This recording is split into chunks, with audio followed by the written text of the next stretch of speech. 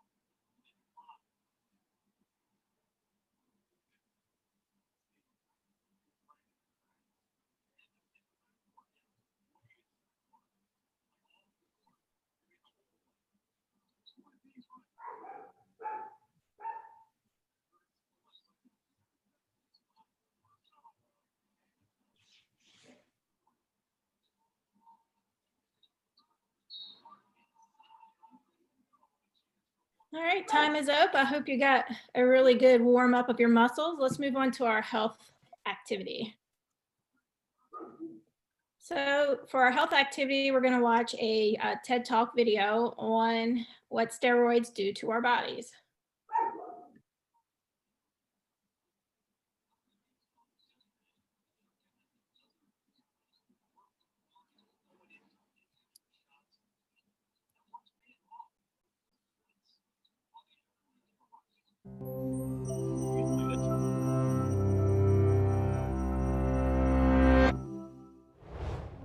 They've caused global scandals. They're banned in most athletic competitions. But are steroids actually bad for you? The term steroids refers to a broad category of molecules that share a similar molecular structure but have many different functions. When people talk about steroids in the context of sports, they're referring to a subset of steroids that resemble testosterone. Though elite athletes and bodybuilders began using these steroids in the 1950s, today most steroid users are actually not competitive athletes, but people seeking a particular appearance. These steroids have two main effects: androgenic, or masculinizing, and anabolic, or growth promoting. These effects mimic naturally occurring testosterone, which drives the development and maintenance of male secondary sex characteristics and general growth in everyone. That means testosterone and the synthetic steroids based on it promote body and facial hair growth, enlargement of the vocal cords and deepening of the voice, increased muscle mass and strength, and increased stature and bone mass. Recreational steroid users are after the anabolic growth promoting effects. To make muscles grow, steroids first promote protein synthesis. Proteins are essential building blocks of all cells, tissues, and organs, including muscles. Steroids also block cortisol, a signaling molecule that drives the breakdown of substances, including proteins. Finally, they may push the development of muscle rather than fat and boost our metabolism, shrinking fat deposits. These properties make steroids valuable for treating many illnesses and injuries. They can help people with wasting illnesses like AIDS and certain cancers, maintain muscle mass, and help burn victims recover lost muscle tissue. So if steroids are used as medicine, they must be safe to use recreationally, right? Well, it's not that simple. To create the desired muscle growth, recreational steroid users must typically take doses orders of magnitude higher than those prescribed for a medical condition. Long-term, high-dose steroid usage can have both undesirable and outright harmful effects, some of them dependent on factors like age, sex, and underlying health conditions. We're not sure what all the risk factors are, but we do know recreational steroid use is particularly risky for adolescents. During puberty, steroid use can prompt bones to mature before they're done growing, causing growth defects. Adolescents are also most at risk for the harmful psychiatric effects of steroid use. The most common of these, increased impulsivity and increased aggression, are well known as roid rage. Up to 60% of users experience these effects. But there are also less common, more damaging psychiatric side effects like mania and even psychosis. Steroid use can damage organs, including the liver and kidneys, and cause cardiovascular problems like high blood pressure. While some or all of those effects may be reversible, steroid use can also cause liver cancer, especially in males. Though recreational users take steroids for their anabolic effects, they also experience androgenic effects, often undesired. That can mean increased body hair, enlargement of the clitoris, and permanent voice deepening in females. At the same time, excess testosterone-like steroids can cause feminization in males because the body converts the excess into estrogen. This can lead to breast development and shrinking testicles. These effects are not uncommon. About a third of male steroid users experience them to some degree. Excess steroid use can also reduce fertility in males and females by reducing the sperm in semen or by causing missed periods and conditions like polycystic ovary syndrome. All these effects may be reversible if steroid use stops, but they may not be. The specific steroid, the duration of use, and other factors could play a role in reversibility. Finally, there's mounting evidence that users are susceptible to steroid dependence. They can develop tolerance and require increasingly large doses over time. This increases the risk of harmful effects, all of which are increasingly common at higher doses taken for longer durations. Still, there remains little definitive information on how common and how reversible almost any of the harms are at different levels of use. We don't know enough about either risk factors or exposure levels to definitively say any recreational steroid use will be harm-free.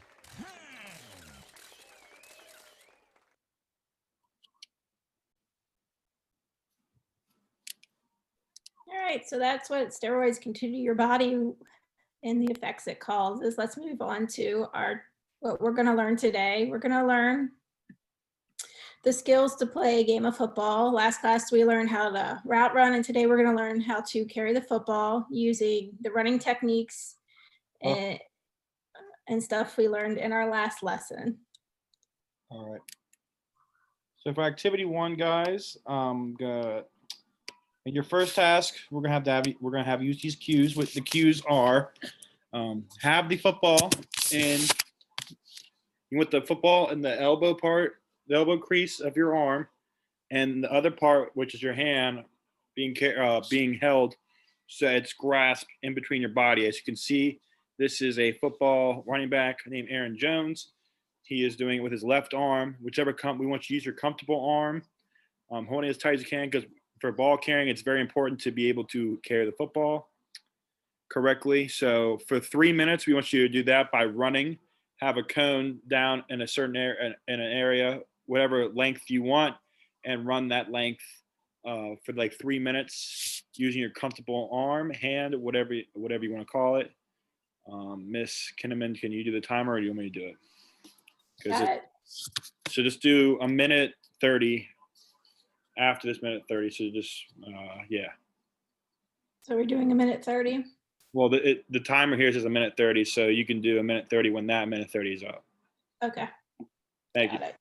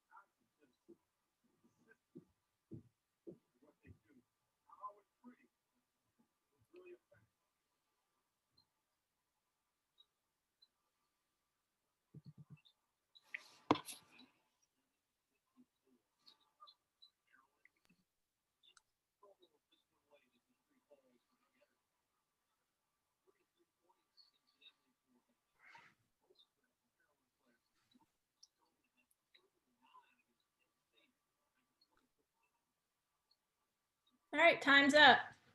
Righty. So now we move our progression. So for a progression, we want you to attempt running the football with your less comfortable hand. Yes, it's gonna be uncomfortable, but the more you work on it, the more you're gonna get better with it.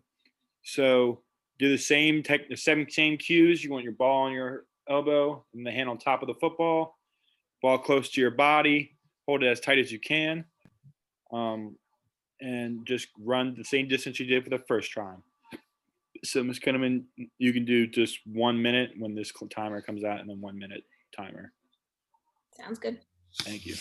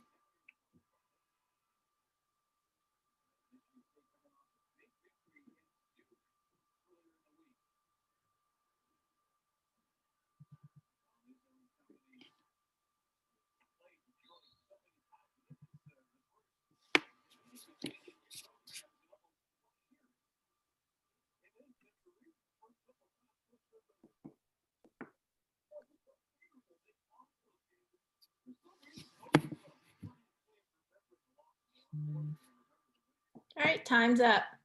Alrighty, for activity 2, you're gonna get your cones. You're gonna get multiple of them, and you're gonna create a zigzag type shape. Do as many cones as you like. We want you to work on your footwork, walk, ball carrying. So once you start the first cone, you're gonna have the ball in your right hand when you go to the right side, and you're gonna switch when you're running to the left side. Back and forth. You're switching how you're holding the football. The more practice you're going to get doing this, the better you're going to get. So go ahead and get started. Just a minute timer, Ms. Kinnaman. Got it.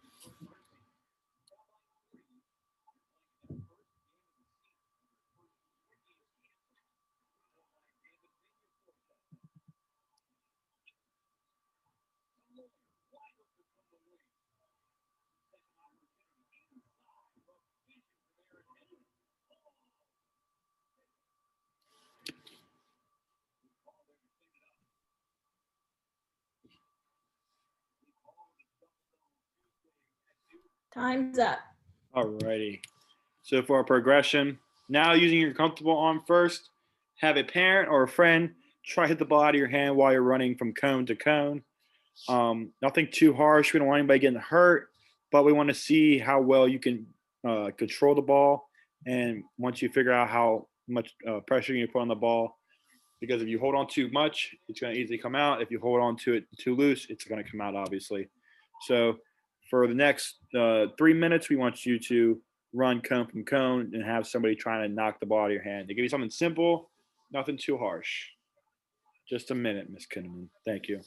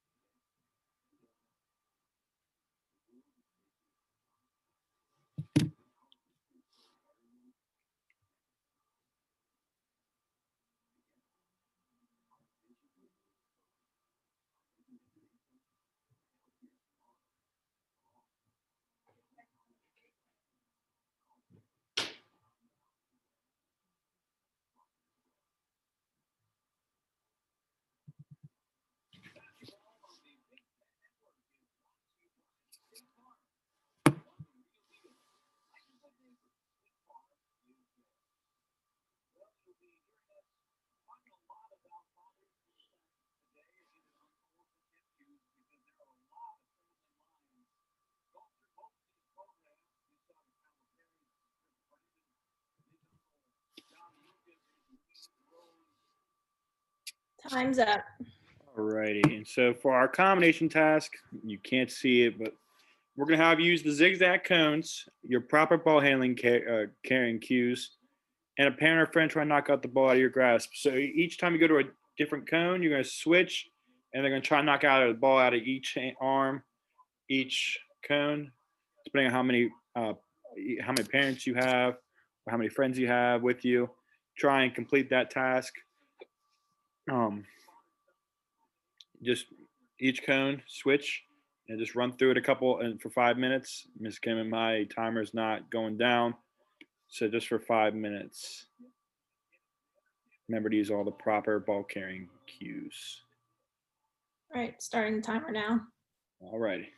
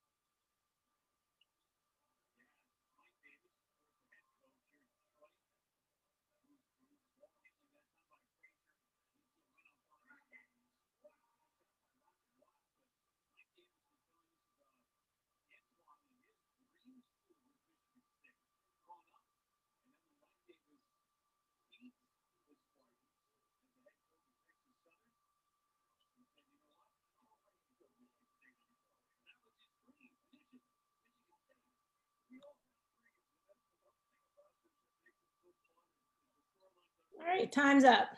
All righty. So a review of our lesson. Ball carrying is a very important skill of football. You never want to give up the ball to another team for poor ball carrying.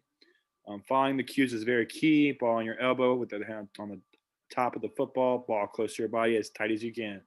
It's a very important part of the sport. I'm sure if you've watched it on Sundays, you can tell how important it really can be to a football team. For our assessment, just go ahead and scan the QR code, and there's a question, task. Go ahead and complete the video task that we ask you to do. And for next class, we're going to need the same equipment that we had today. So go ahead and thank you for your time. Me and Ms. Kinnaman will see you next week for our last assignment. Bye.